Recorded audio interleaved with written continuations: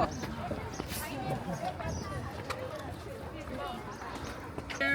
to meet you.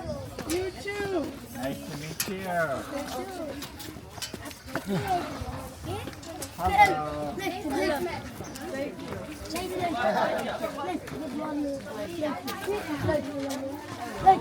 Later we have to meet.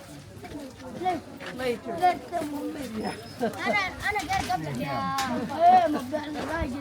يا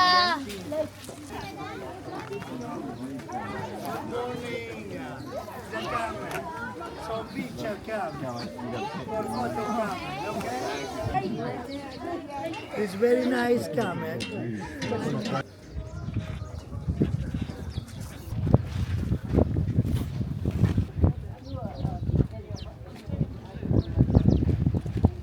Very colorful.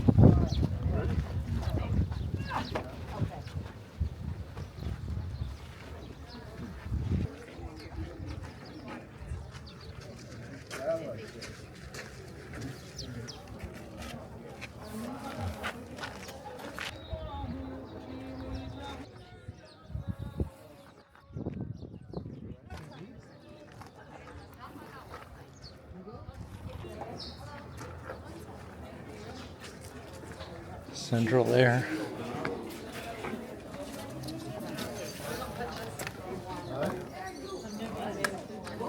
Change single 20.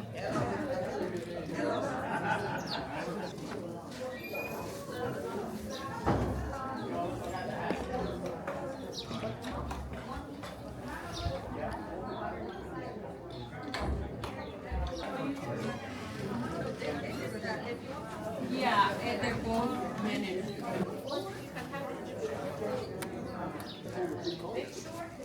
They are here. They were missing you.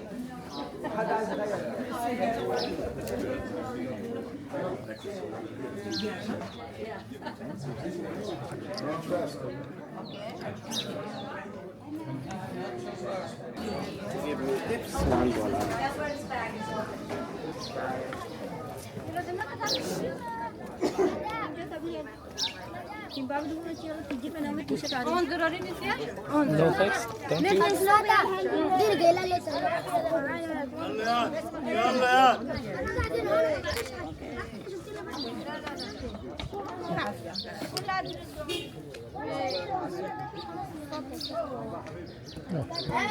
you.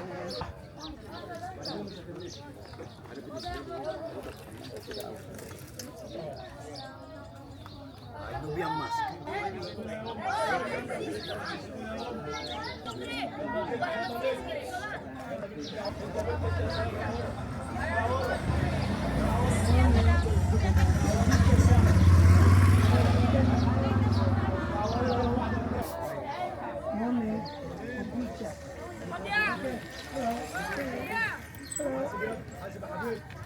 حاسب يا عاد العجلة يا تعال سيبونا جنب تعال بمنير.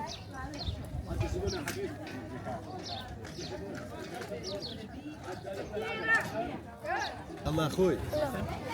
سيفي وغير مكان.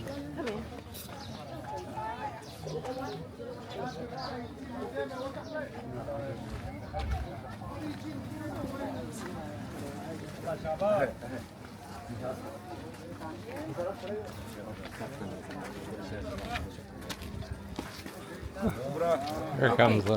The bus B, I will go for this side. Morning.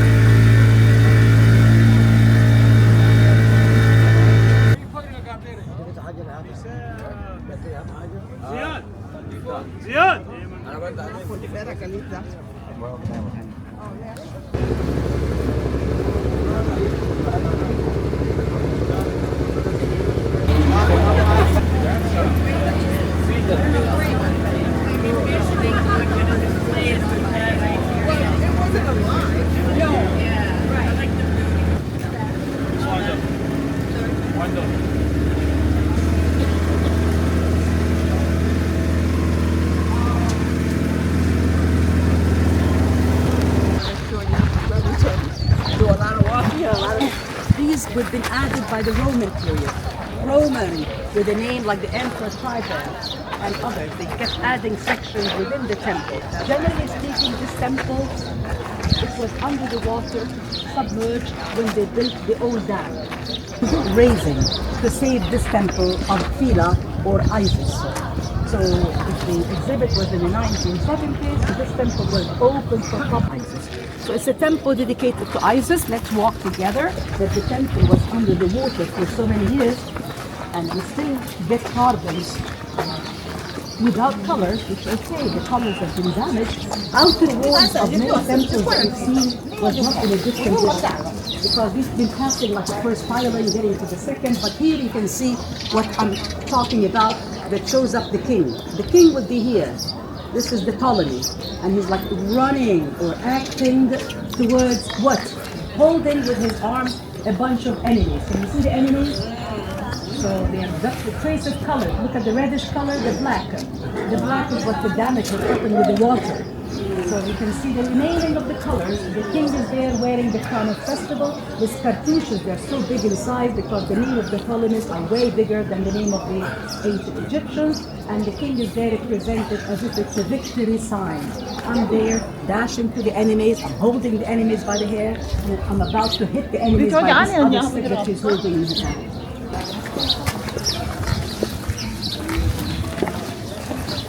And then a second, and then a third, and this is what leads us to the sanctuary, which is the end, and it goes up all the way in, and this is the Holy of the Holies. Look at the outer court, and it has just a column all around.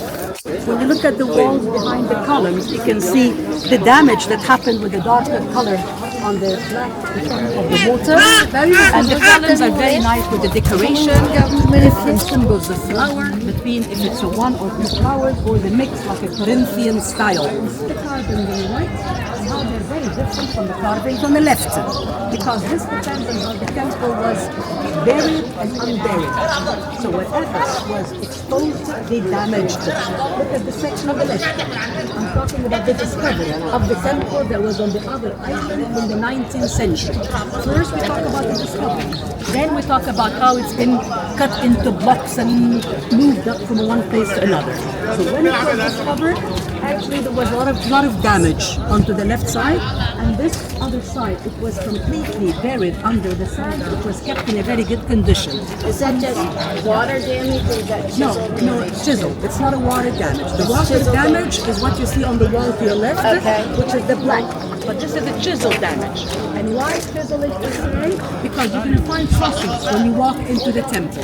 Lots of crosses been added. The Christians stopped, and then the Muslims followed by doing a lot of damage. Because we're talking about religion started to get into Egypt rather than the multiple gods. You have Christianity introduced in the 1st century, and then Islam by the 7th century. So this was a different change in what the ancient Egyptians believed in. So it's very common when you walk into these temples, you find the chiseling. They damage the faces, they damage anything related to the gods, and they kept adding crosses. So this is what we see. And if you look at the gate that we're going to walk in on the right and the left side, you can see the cross. Can you see the cross there where I'm pointing? Oh, yeah. So there's a cross here with a laser green pointer up there, and there's another one on the other side. So cross has been added onto the wall. You're going to see them sometimes on the faces. So it's either the chiseling or the crosses. And then look at the carvings. Look how clear the carvings are. It shows the god, the Horus. It shows the kings or the goddesses, and up there the figures representing sitting or standing. Let's walk together inside the temple. So first I'll take you inside the temple, and then we'll be walking around the walls from outside. I'll take you to one side cluster that shows the musical instruments, and now I'm pointing one more time the crosses I've been talking about. So you see the cross here and there, and you see the chiseling, the figures. Anything related to an idea of a god or a goddess, they will chisel. There's lots of graffitis as well. You will see here. Jusqu'à Aswan. So in a Donc minute, elles ont réussi des that shows there was a king. You can figure out his cartouches. And there was a goddess. You see the Isis. And they chiseled the goddess, they chiseled the king figure, and they kept all what's in the middle. All the fruit and the food and the things that they talk about. And this was as if the king was offering something to the goddess. Look at the graffitis. A lot of graffitis between Latin and between different writing. Look at the English writing. Look at all the carvings, the graffitis. It tells us the different names. And this is applying on the other side of the wall as well. Lots of writing that has been added in. Bear in mind, look at what's down there. It says 1886. So something to tell you about what's column on the left side. This time the column will show you the flowers and what's on top. The women with the ears of the house. The cow ears, this is the goddess that we visited the temple of Dendera. This is represented, and she's very much like Isis, by the way. It's very confusing. When you get to the figure of Isis, she's very much like Aswan. The women and the horn with the sun. Look at these here. Can you see what I'm pointing at? Can you count how many there are? 1, 2, 3, 4, 5, 6, 7. 7 of what we call them hathors. And there we get the representation where they're sitting. Why 7? Hathor was known, she's the goddess as a maternity goddess. She has something to do like a mother. The mother gives the milk to the newborn baby, and so was Hathor, gives the milk to the kings of Egypt. The number 7 is always related to a big celebration that takes place in Egypt up to today. When a baby is born, on day 7 they have a celebration. And this is where they tell us in the ancient temples, they had a celebration as well, where the 7 hathors will be around, an idea of celebration. 7 is related to that day. Then look at this. You can see the sun disk with the cobras and the vulture. This is a symbol. And here we have the king of Egypt with his cartouche. And look at the 2 figures standing behind and in front of him. Each of the gods holding a jar. And as if they are pouring water. They are purifying the king. Can you see how the water is coming? In the shape of the key of life. The symbol of life. So it's symbolically, they're giving him life. They are purifying the king, blessing the king by putting the water.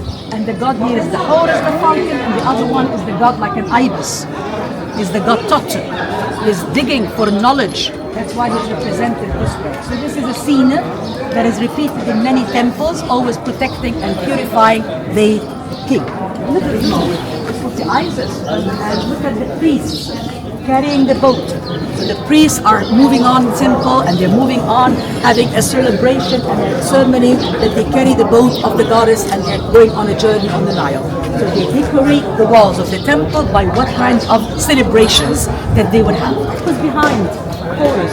This would be his mother, the goddess Isis, as a woman, and she got her horns and the sun disk. So this is the carving preserved on one side, damaged on the other. So the temple looks like it's been excavated and it's been found partly buried under the sand, which is well preserved, and another part has been exposed. So what was exposed, they've damaged. This part of the temple has lots of side rooms. Look behind the columns. And these are the rooms, they use them as storage rooms. The priests would keep their papyrus, their jars, or whatever, food items and so on the different side rooms. And then we have a piece of stone on the wall. Right there. It's like out of granite. Looks like it's been added on. And it reminds us with the Rosetta Stone. But it doesn't have the Greek writing on like the Rosetta. Rosetta Stone was excavated in Egypt, deciphered by the French Champignon, and it ended up to be where? At the British Museum. Do you know why was it there at the British Museum? Anybody has an idea why the French did the job and they deciphered and why the British took it? Well, the French were first in Egypt and then the British came on as an occupation. And when the French were in Egypt first, they did a great study with a book which they wrote, like volumes and volumes of the whole description about Egypt. And when the British came, they wanted very much to take this book. And the French refused. So there was lots of argument between yes and no, no and yes. And the French insisted that they're not going to give them the book. They wanted to keep them. This is their work, this is their reference. And what they did was they've offered them the Rosetta Stone. So it ended up to be at the British Museum. The other story, because we have different theories, that the British came in Egypt and they defeated the French. The French, they lost all their ships and so on the Mediterranean, and they had to find a way to go back. Who's going to pay them to go back? The British. So they have to pay something to the British to let them get back to France, and this was the Rosetta Stone. Whatever the story is, it ended up to be there, and we are still dying to have it back, and it's not working. The rooms in there.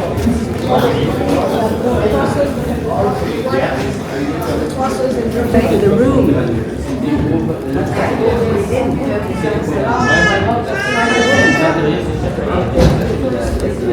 Outside is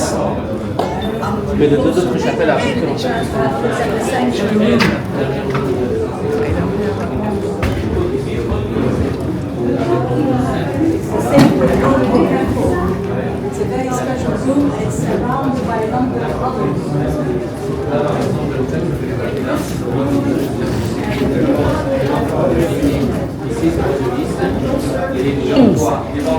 representing the goddess Isis, and she's there protecting her husband, the god Osiris, in the form of a mummy. So they are talking about the story of resurrection in the room of the sanctuary. The carvings in the room is amazing. And it's not just the one room that we have here, but on the sides there is lots of many rooms that are in a very good condition. Even though the temple has been cut into pieces, the blocks have been placed on. You can see the marks on the wall. Look at the different lines that tells you about the cutting. Can you see what I'm pointing? Can you see the cutting of the carving? Look at the figures on the wall. I like to focus on a few things. First of all, let me point out the king. Can you see the details of the figures? They represent them like in a profile. Look at the details of the features with the eyes. And look at the shoulders with the arm. Look like he's holding a tray, offering drinks. And his skirt is very special, which is like a star-shaped apron skirt with the cobras decorating. Flowers and flowers. I admire the flowers. Everybody knows that I'm a flower person. I used to wear all the necklace and things out of the flower. And this is a scene represented in front of the goddess. Look at the goddess and how she's represented. The horns up on the top. And then one more time, the goddess is there. And another time. And this would be the king, offering jars this time. And this is a different god. A god with the shape of a lion head. And this is a goddess, by the way, not a god, with the name Sekhmet. And she was known as the goddess of war. A goddess of war represented like a woman figure and the head of a lioness. Look at the details of her hair, as if like having a wig. And they started using iron tools. So they went deeper and deeper into the carvings. And look at the lines I've been talking about earlier, and how these blocks have been cut into pieces, and they've been marked and labeled, and they put them all together in the same design. So what a job they did. Another one is representing the king. This time the king is wearing the one crown, not the double. And this crown looks like a bottle of champagne. We call it the southern crown.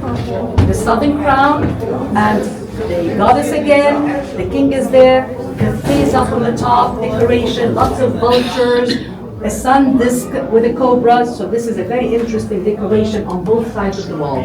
But this is the one for north, the other was the one for south. And then sometimes they add cobras on the heads. Look at the nice details of the cobra. I'm talking about all these details regardless how they were able to cut the blocks and to put the temple completely from one place to another. It's amazing.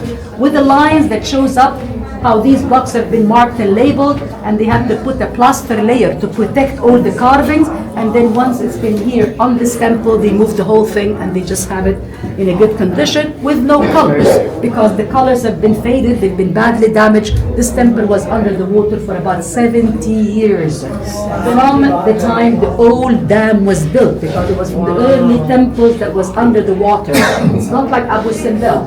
When you went to Abu Simbel, there was colors still preserved on the walls. You've been wearing and eating. Yesterday someone was asking, looks like this with the wings. Yeah. So let me take you around the outer wall of the temple. Let's go together.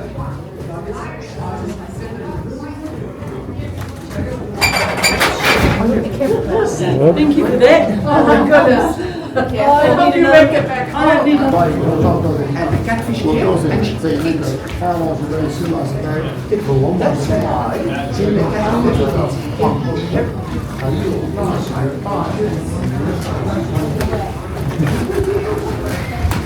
Okay, we're together again. Watch your steps. Okay. Oh, you found the bench. That's good. When they moved everything in the temple, they moved it as is. So they moved the window, including the side chapel, the artery, everything that was on the upper island, they just kept it here in the same design. In the water, but again, it lasted, but it's not in a perfect condition. But this is all sandstone. Pretty good. Pretty good. It's pretty close to perfect for being underwater. Yeah, it's just the idea of the colors that is missing, the black lines that shows the white there, the water effect. So walking by the temple.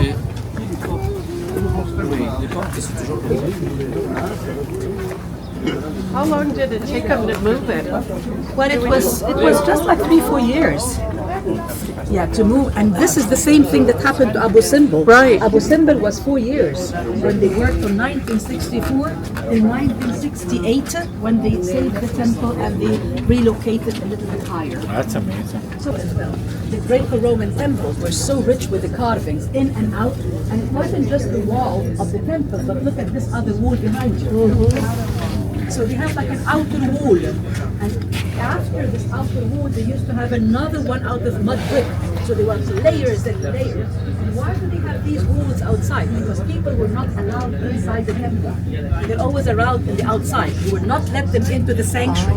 The room that we walked in, people were not allowed into there. They're always around on the surrounding sections of the temple. So they still decorate them. Look at the carvings here and there. This one here shows the goddess, Isis, the famous goddess of the temple. And who's in front of her?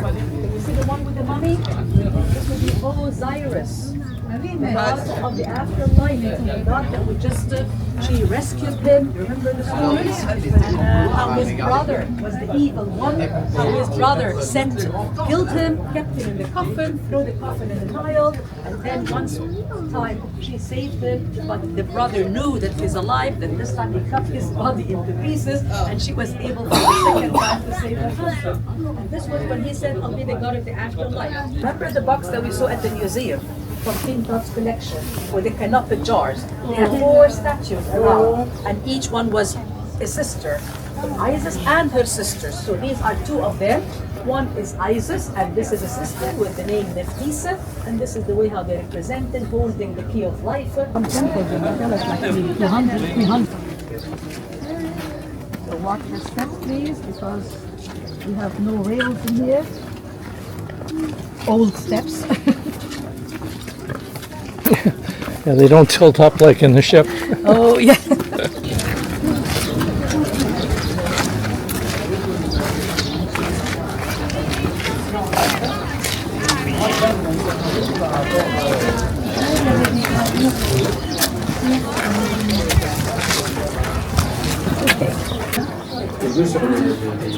les instruments musiciens.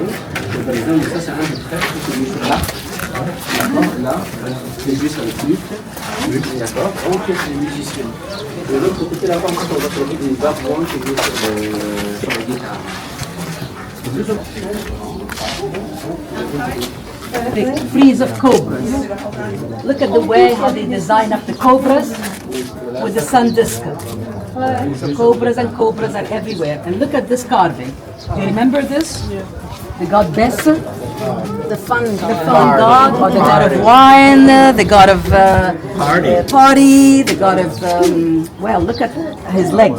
He's like dancing, let's party. So he's like a joker. And he is known later on by the Greek mythology as Bacchus, the god of wine as well. And he's represented here, although maybe the carving on the other side is better because he's on a harp. So you can take a picture for this, it's better.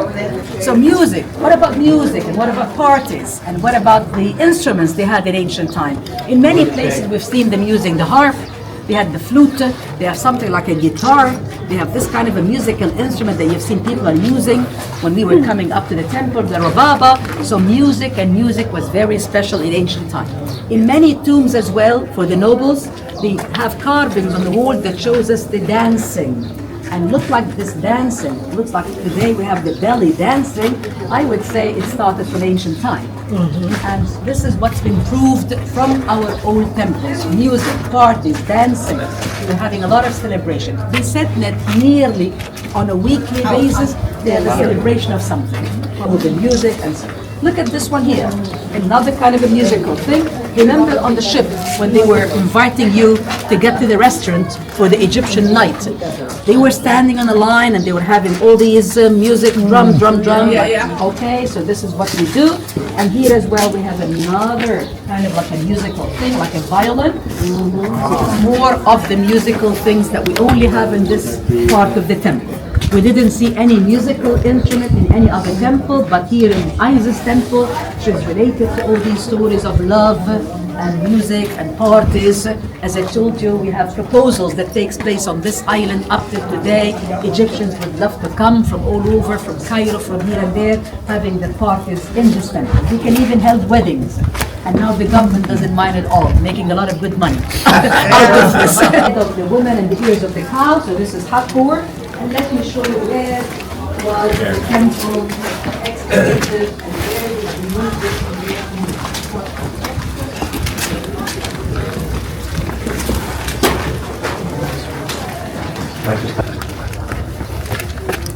Standing with ruins of some other pieces from this kiosk. Look at the water.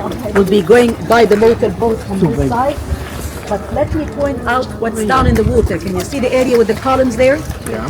This is where the island, this is where the temple was. So we moved the temple that we're visiting now from there to here. Right there. So while in the water, this is where the temple was excavated and the whole thing is being moved to this temple. Angelica and Philae, two different islands, one next to the other, and this was the decision taken when they had the good enough. Look at this part again, what we call the best of best. Oh, yeah. I love this one. It shows the good details of his features and his beard and his style. And it's not just this, but look at the corner. Can you see the eye? The eye of Horus. Next to the eye, you have the tree of life and then the flowers. So it's all the symbols of Egypt together in a one block.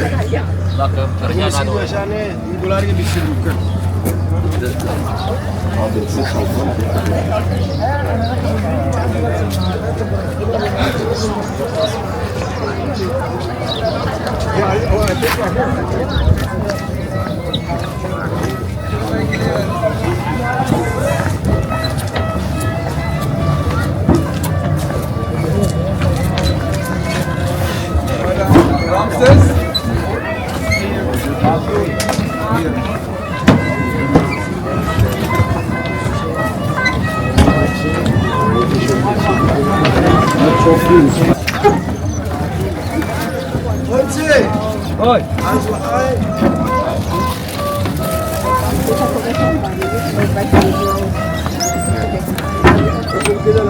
Small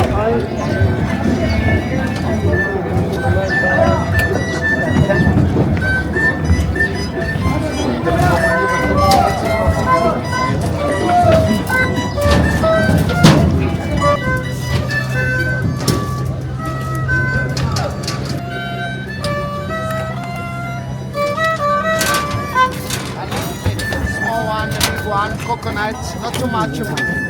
Not too much, little. Nubian music.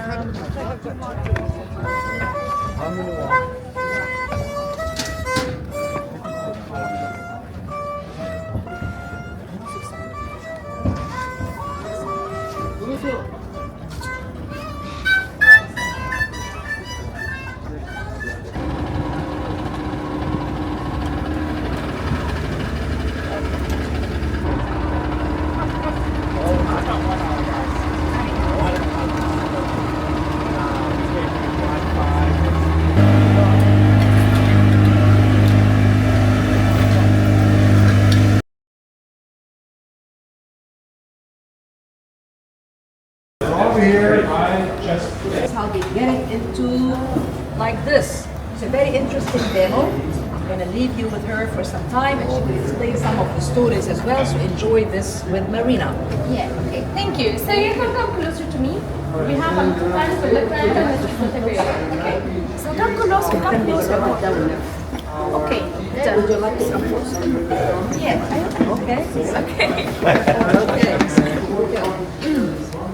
So hi, how are you? Good.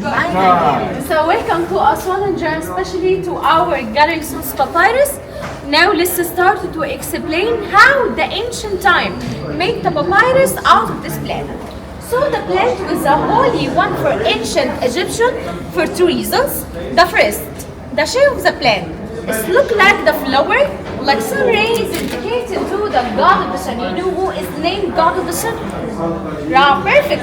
I'm Ra, god of the sun. The second, the stem. What the shape of the stem take? What the shape? Triangle, like pyramidal shape, and the belief of eternity, like it's a pyramid. To make the sheet of papyrus, you just need the stem. According to size need of the sheet, you will cut the stem. Because it's already 3 meters high, so we can make a big sheet. So I have a small part of the stem, and I will remove the external part. Why? To make the sheet of papyrus, you just need the inner part, not the green part. And also the green part, it's used to make in ancient times sandals, baskets, boats, hats, furniture, and many things else. As you see, it's very strong, very flexible, and very elastic. If you want to feel it, this corner too. So we come to the inner part. It's important part. I will slice it, 2 thinner slices like this. Why? As I told you, we just need the inner part to make the sheet of papyrus. See how it is? So if you check the inner part now, it's very weak and faithful as you see. Why? Because it contains 3 ingredients: sugar, fiber, and what the third ingredient is? Water, yeah. So the first step, I will break the fiber using this hammer, this mallet. This is the first step to be the slice more strong. As you see. And then squeeze out the water using See how it is? A lot of water comes out.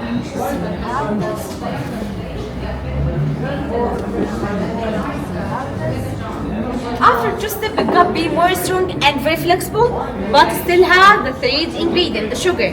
So it's put in the water for 6 days to remove about 70% of the sugar. Why? Because we just need the 30%. After 6 days, the slice become like this. Depend on the size, by the way. If you check now the slice after 6 days, it can be sticky. Why? Because the sugar become in the surface, and this is the reason. No chemical glue in ancient time.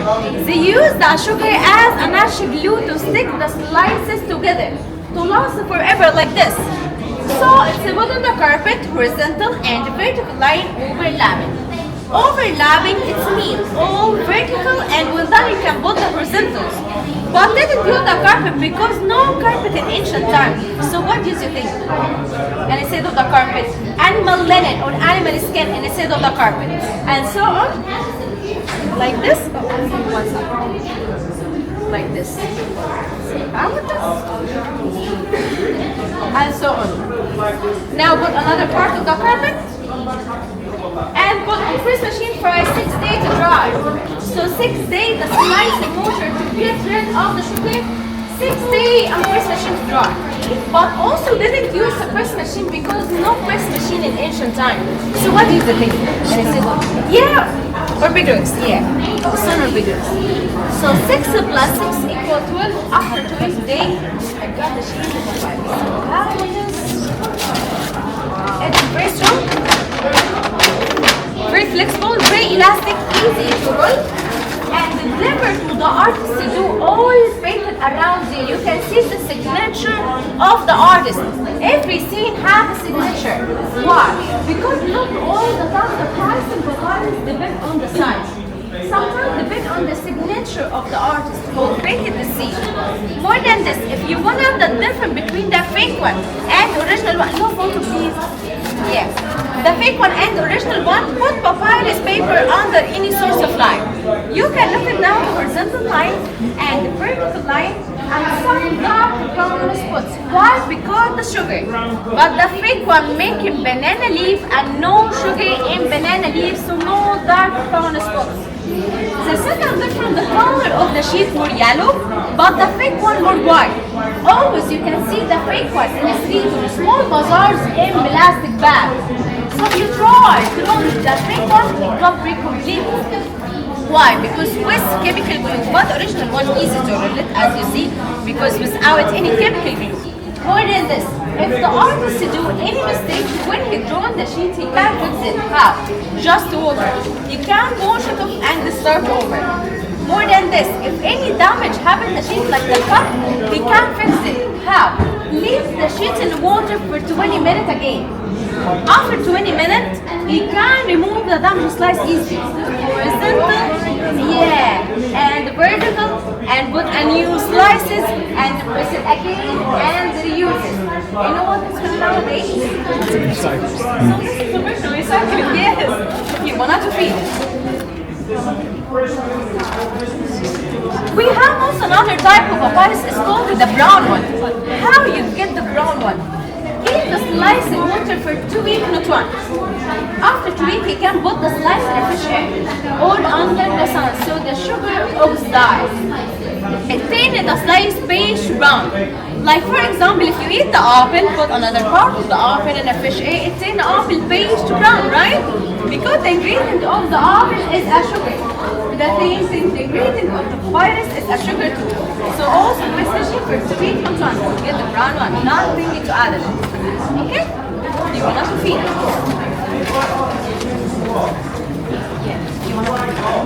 We have also another type of papyrus, it's completely different.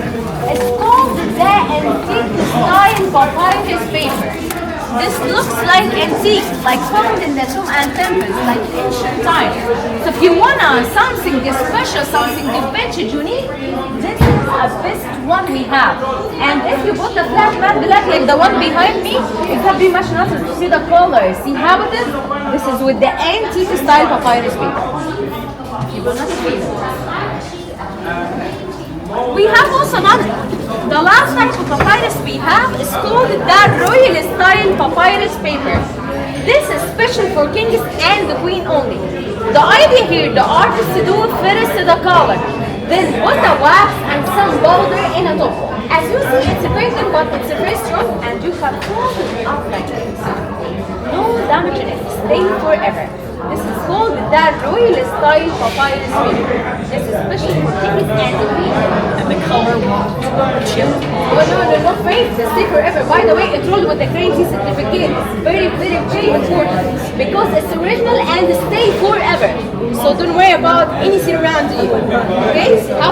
Let me show you also, because this is the clear color, so clear color not removed.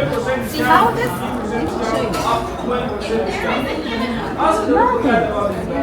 Nothing. See how it is? It's a water on it. Nothing on it. Because it's original. Yeah, you can see it. It's original. So, this is all about the sheet. We have some masterpieces here, like the final judgment and the tree of life and the calendar. So you can ask the local guide what it represents. So the last thing for demonstration is called the cartouche. This is the oval shape was used by only kings and queens. You can do the same by writing your name with the hieroglyphic letter. It costs $3 for one name plus the prices. Where the prices in red in US dollars. The prices in red in US dollars. Yes. And the first one, the model number or the artist code. How you take papyrus paper back home. If you get any scene, it's rolled with the tubes like this with gravity certificates, very, very important, and we have in different sizes for the tube. And it's very light and very strong. And if you haven't space in suitcase, you can ask for the traveling tube. It's for free as well. No charge in a visa, no taxes stays. Everything around you, we have in beige, we have in brown, we have in antique, we have in royal. Also we have in different sizes, except the modern ones. The modern ones always you can see last. Last mean we haven't the copy. This is the piece of the artist. So if you like anything, you can tell the artist around you can keep it for you because this is the last one, okay?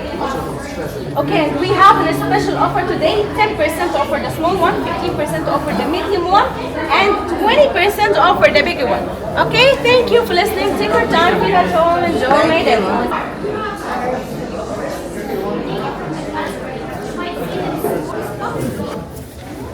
What do you say, Greg? No more room. These are the modern ones. Yeah.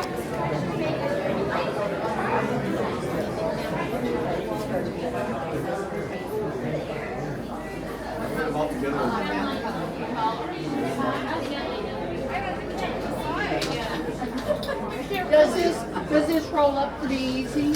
Yeah, Roll up pretty easy.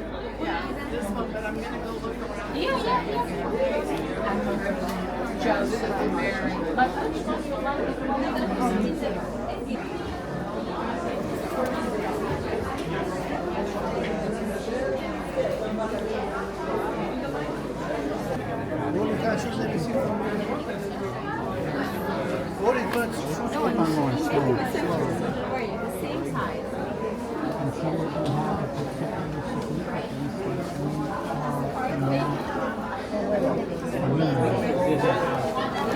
I don't want to, for instance, I don't want to get something like this that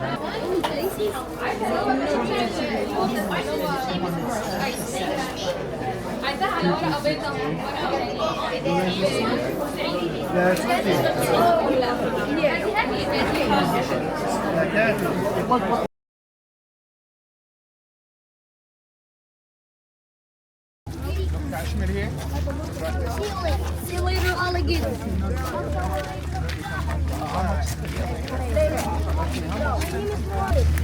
We have more kids than we ever see because they started the winter break. Half of them have the same name, Muhammad.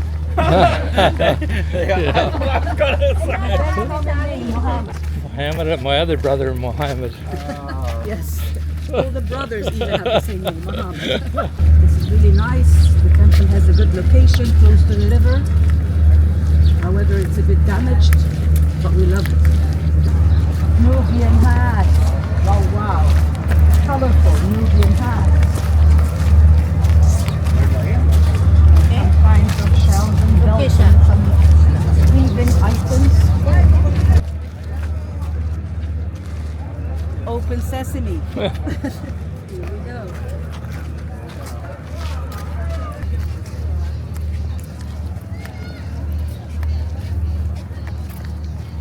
Looks like this, like a nice dress. Look like it's a wedding or something, or a party dress in front of us. Wow, looks very fancy.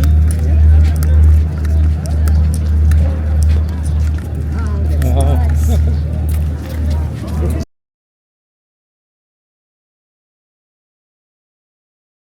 Go with the crowds. People passing here, we're going to scan your ticket.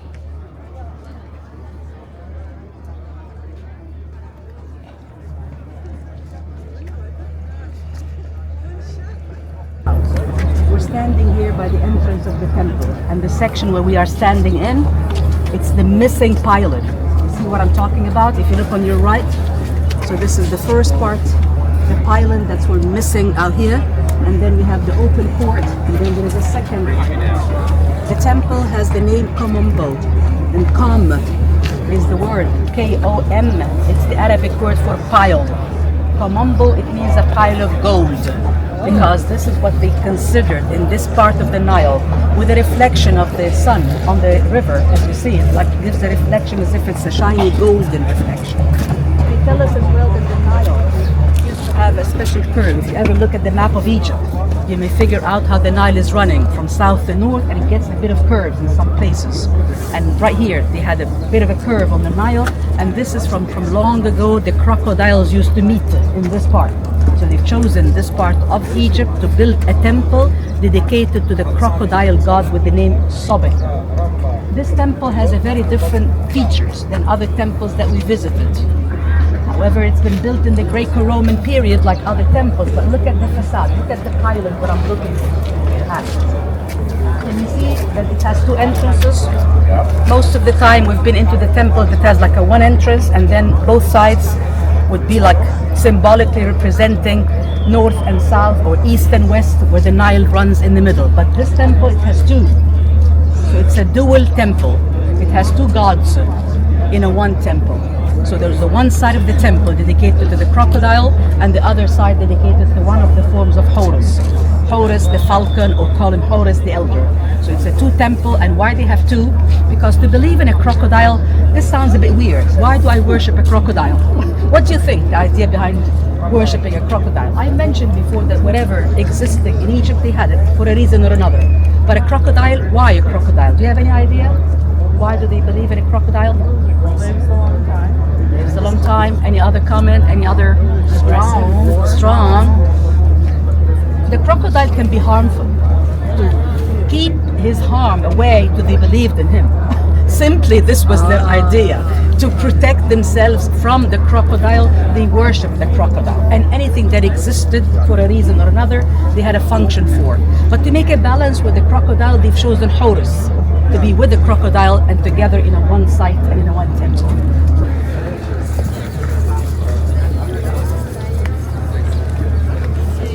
Walking from the side, and you'll be coming back to the front. Just follow me. Try to figure out all the carvings and all what we get next to where we are walking with the temple. We have the columns in an open court, and the columns, they are missing all the top part. So you just get the lower part of the column that's in a good condition, and we have very good carvings representing the king, and we have the different figures with the gods. Look at the colors. Can you see the colors up there? Would you believe that all the temple has been painted one day like this?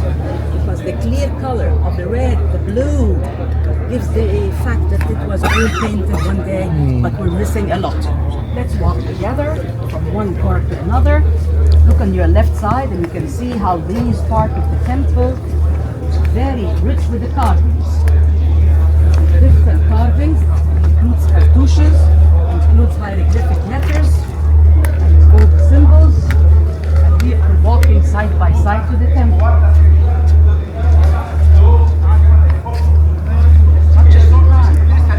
Explain what we can in this temple with the crowd. Look at the enemies on the middle part. Look at the arms right behind the back. And the lion with the missing part of the wall. But then you may see what we get about the crocodile. Can you see what I'm pointing at? Yeah. Look at the crocodile. So now I'm talking about the body, the human body, but the head of what? Crocodile is there, and symbols up on the head. What symbols they're having? They get the feathers, which is symbolizing the god Amun. They get cobras with the sun disk, and then you have the lovely scenes of the key of life everywhere. Look at the frieze of the cobras up as well, with the sun disk over the cobras' heads. And let's walk side by side. And this carving I'm talking about, it shows you the surgical tools. And where we are heading It's the rear wall of the temple, which is what they consider a part of like a healing section. In ancient time, they were so advanced that we found next to the surgical tools a kind of like a prescription. So believe it or not, they had like a prescription and medicine doses, and they're kind of like a sick leave and many things that they've been suffering from, and they always have to tell us through the medicine talk that you had on board the ship about how they were advanced as physicians and what kind of treatments and what kind of things they had. Look at all the medical tools they had, sort of scissors and so and so. And look at this next to it, it's a prescription with doses. What you can see as carving, shape of like numbers, if you get this line, this stands for the number 1. If you have something look like a horseshoe, this would stand for the number 10. So if you want to write numbers, and I'm going to show you later on in this temple a calendar that talks about festival calendars and how they counted days, but this is also how they counted doses. So this is a prescription. This was the god sitting here, the god Imhotep. This was the king kneeling in a position. Look at the eye, a lovely detailed eye. Eye of Horus, the eye that we're going to talk a lot about it tomorrow as well, when they tell us about the god Horus losing his eye. It was an eye of revenge, an eye of protection. So this is a very special symbol of the eye. And up to today, Egyptians are big believers. They are inspired from what we get in the temple, and it's very common to find it as well as a pendant, and we just believe very much in this. Look at these two figures as well.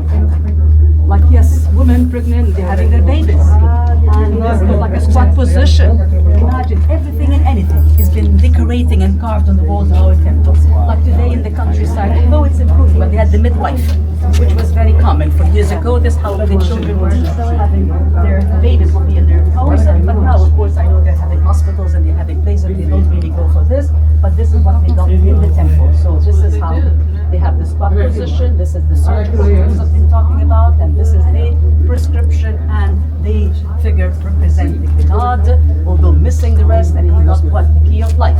And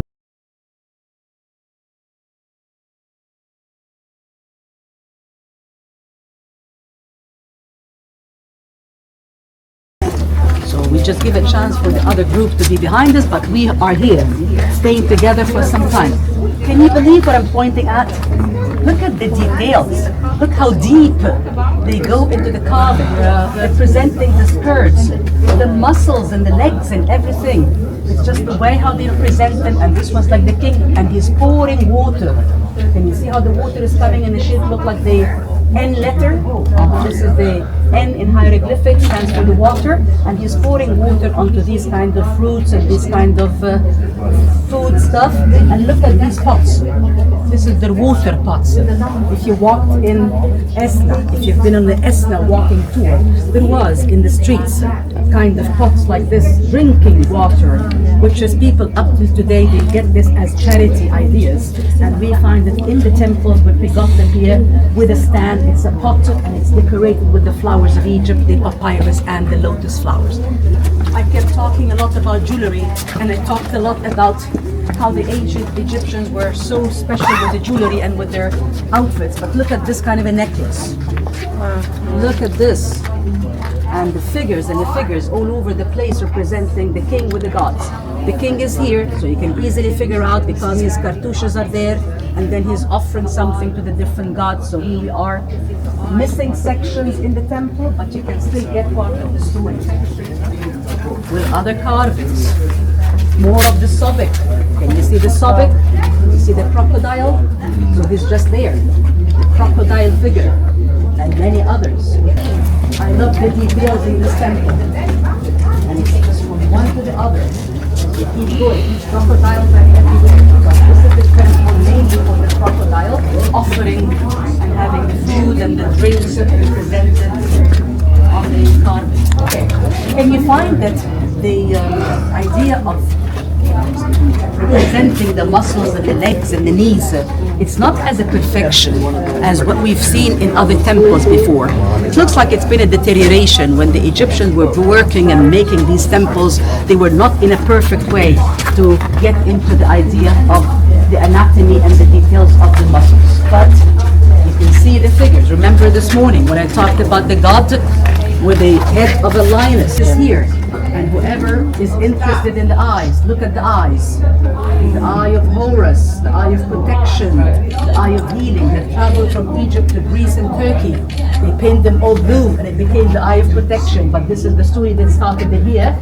And we have a cartouche with a name and another one with a blank, because the kings, as the Ptolemies were building the temples, they add a name, and if the king died before the whole thing is done, so maybe they're keeping some with no names on.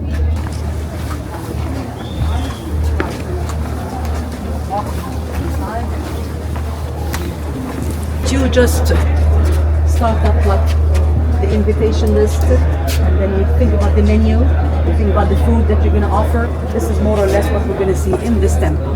But here we are walking with the temple from outside. When you see the colors, can you see the different flowers between the separate flower and one and the mix of flowers? It's everything in a one temple. They added the pharaonic style, and they have also the ancient Egyptian and the pharaonic with the Greco-Roman. Look at the carvings outside the temple. I'll be slowing down just for everyone to come and tie it up again. Stay here for a minute and you can see enemies. Don't you get surprised about, this is not the typical chiseling like what we saw before in temples, but it looked like the faces, they've been scooped. Yeah. Do you have any reason, you think why this happened here in the temple? Why they just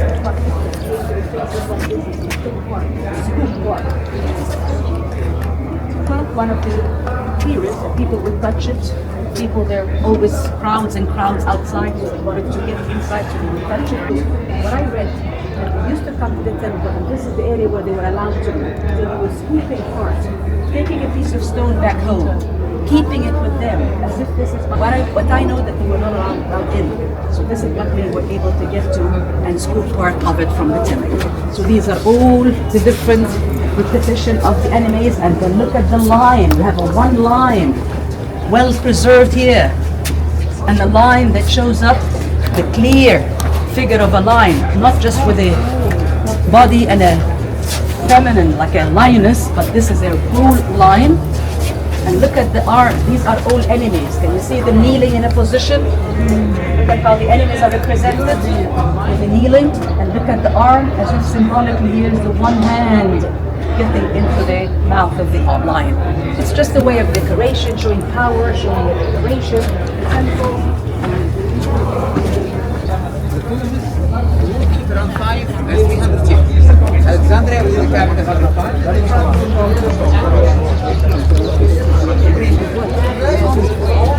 This is the crocodile again. The crocodile, the god, right here, and let's go inside.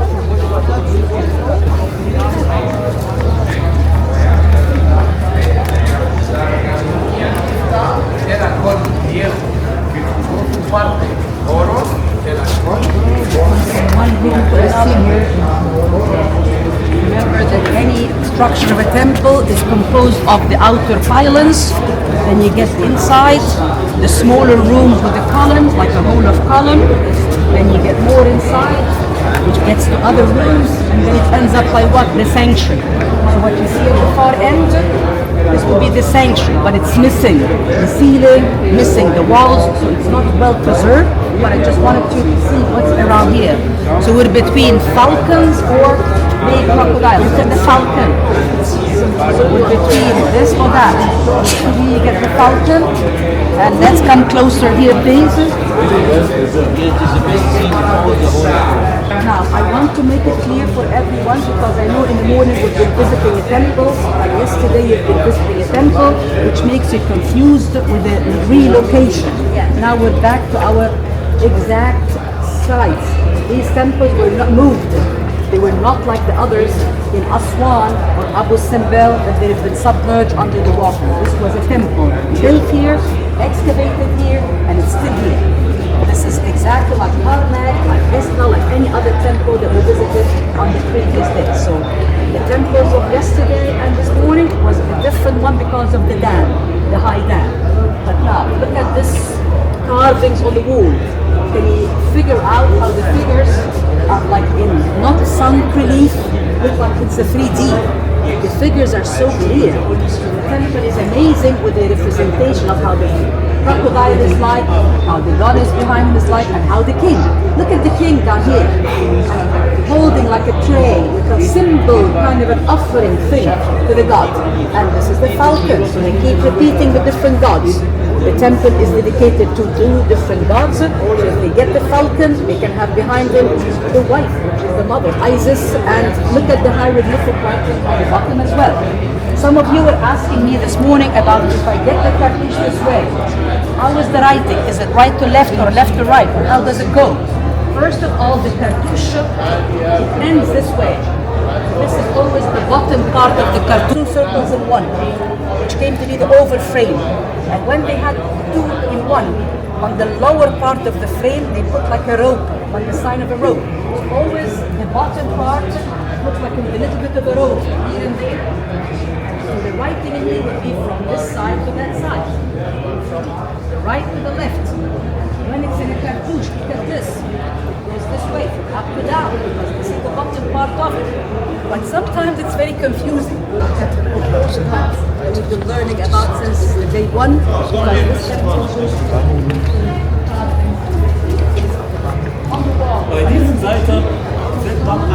Try to find our turn to get to see the calendar, the festival calendar. Well, while we are together standing in line, try to get closer, and I'll tell you all the story of this calendar. So by the time we get close by it, see what I'm talking about and take the picture for it. The 5, and they added 5 days in the days of festivals.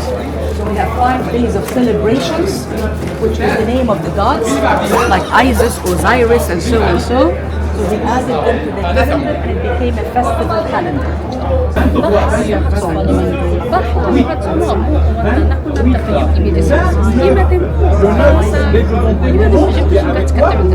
We are next to the Japanese.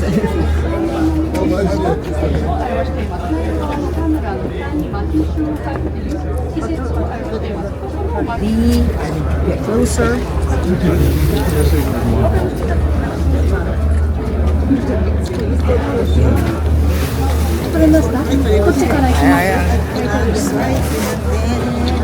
We are standing by the wall that talks about the calendar. First of all, I wanted to point out the 3 seasons of the year. They're symbolized by the lioness, and this is the season. Each one has the sign that says up the flood season, the plantation, and the harvest. So this stands up for the seasons. Then we look at this line. All these circles stands for the word day. So in the day, and then look at the horseshoes and the lines I've been talking about. So the horseshoe stands for 10 and 10, and then all the lines. So it's like in the day, 26 or 27, and a festival and so was taking place. They're writing like a menu. They're including all the food stuff and what we would serve. We were almost talking about weekly basis. They would have a festival of celebration. So this is all, and it's the only temple that we have in Egypt that we have this kind of a calendar, and we have this kind of numbers to show you how the numbers were right in ancient time. So we'll take your picture, and we just start together, moving around.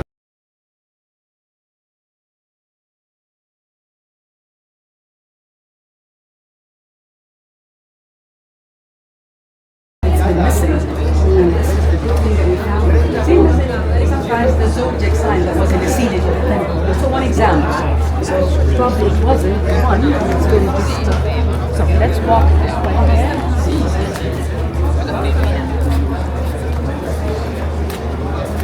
Watch your steps, please. Cleopatras. We've seen Cleopatra when we were at Dandara. Do you remember Cleopatra the 7th? The famous Elizabeth Taylor? So we have other Cleopatras here. So come over closer.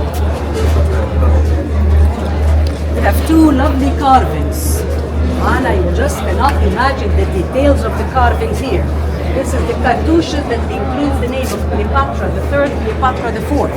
2 of the Cleopatras are represented on the wall of this temple. Oops, watch your leg. With their lovely features, with their lovely wigs and their outfits. Look at their dresses. And this is a representation of the Cleopatras with the Ptolemy, and this is the falcon. So it's a great carving that we got here. Look at the sandal, how they're wearing the sandals, like a flip-flop. So even the sandals will be represented. And he can find out here figures on the wall that shows the clear falcon. I love the details. The falcon, the king is there with his cartouches, and look at the scenery, which is the other part of the temple we saw, but it's a high relief that shows the king is there, behind him the god with the name Tot, in front of him the god with the name Horus, and each one is pouring the water and purifying the king. The shawls that they have on, have you seen that somewhere? Well, actually, this is a very nice kind of an outfit representing her. Remember when we saw Cleopatra in the other temple, she was not as clear as how this is a smaller scale of a carving, but it's very clear. And this is the kind of a shell that they're selling. The ladies are selling it down there.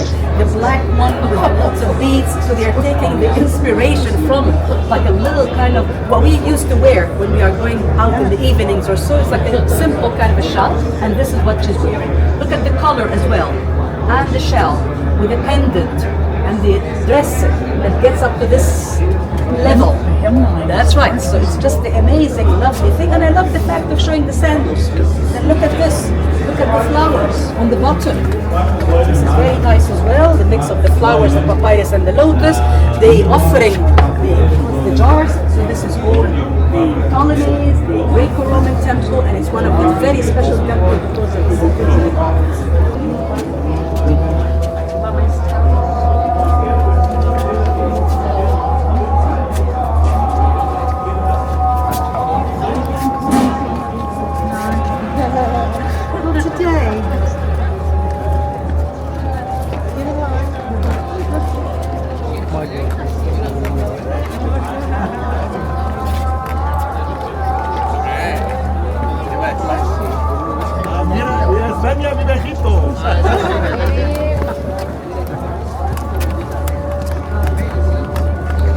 Don't lose your hat or your glasses.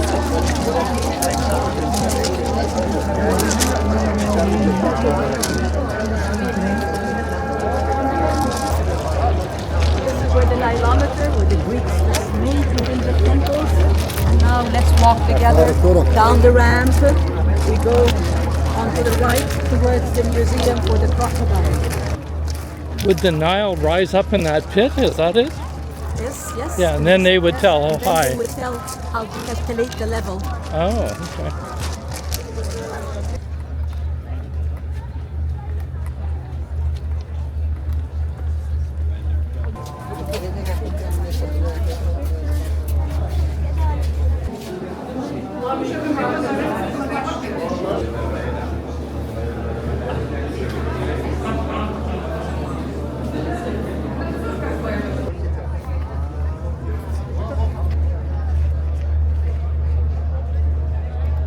Selfie.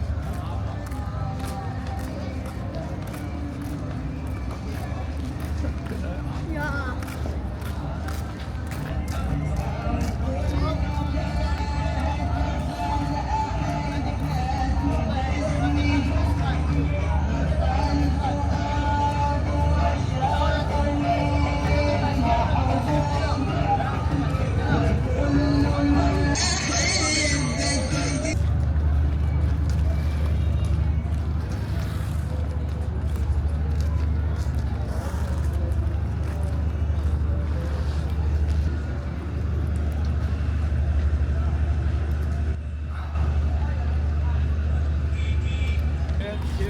Oh, thanks. No, not in. $5. No, no. $5.